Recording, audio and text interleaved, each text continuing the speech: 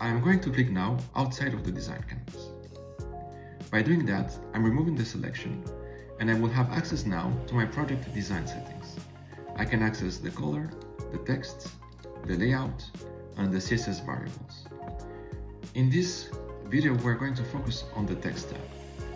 In this tab, by default, you have this line labeled content with a default field. And when you click on it, you will have access to all the settings that are going to be applied to all the texts of your project.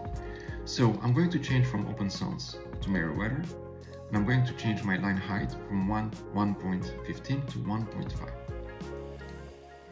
As you can see, every single text has changed, except this one that has its own override, which is another font, the Nonito font. But otherwise, every single font you can see here is having the Meriwether applied to it.